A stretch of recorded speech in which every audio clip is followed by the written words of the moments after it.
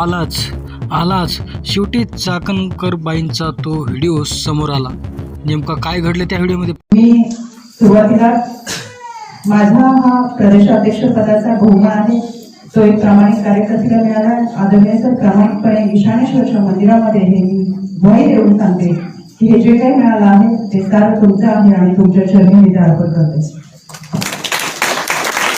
यामध्ये तुमच्या तिजोरीमध्ये किती लाल मोठा आहे हे कोणी विचारणार नाही.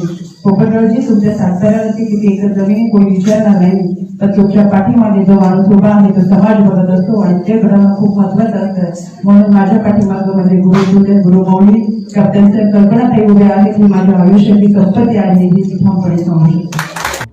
महिला आयोगाच्या रुपालीताई चाकणकर जेव्हा अध्यक्ष झाल्या तेव्हा त्यांनी एक बैठकीमध्ये असंही भाष्य केलं, तुमच्याकडे किती संपत्ती आहे ते न पाहता तुमच्या मागं काय करिश्मा आहे हेच महत्त्वाचं आहे. तुमचे हे पाठीमागं आमचे आशीर्वाद आहेत असं त्या या व्हिडिओमध्ये म्हणताना दिसून येत आहे. तर हा भोंदूबाबा याचे थेट काय गैरवर्तणुकीचे व्हिडिओ हे समोर आले आणि त्यातले त्यात महिला आयोगाच्या अध्यक्ष असलेल्या रुपालीताई चाकणकर ह्या देखील या व्हिडिओमध्ये आणि त्या त्यांच्या अगदी जवळच्या असल्याचं सांगितलं जात आहे. रुपालीताई चाकणकर यांचे अजून बरेच व्हिडिओ बाहेर येतील अशी संभावना आहे. परंतु हा व्हिडिओ व्हायरल झाल्यानंतर रुपालीताई चाकणकर ह्या खरोखरच महिला आयोगाच्या अध्यक्षापासून बाजूला होणार का? त्यांचाही थेट संबंध आणि त्यांचे काही राजकीय कनेक्शन हे समोर आले आहेत. ह्या भोंदूबाबाने सर्व महाराष्ट्राची एफएसटीएम फाईलच उघडली आहे. ह्या भोंदूबाबाच्या नजरेआड आणि बरेच काही नेते याच्या संपर्कात होते.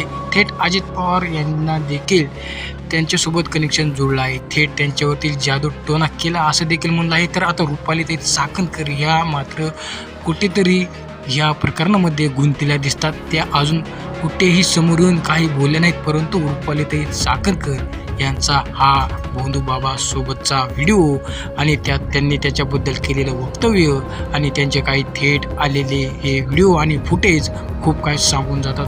हा भोंदूबाबा नक्कीच अडकला आहे. परंतु या भोंदूबाबाने आणि कित्येक महाराष्ट्रातील महिला यांच्यावरती अशाच गोड बोलून किती त्यांना फसवलं आणि त्यात रुपालीताई चाकणकर या देखील याच फेरेभोवती अडकतात काय हा मोठा प्रश्न पडलाय.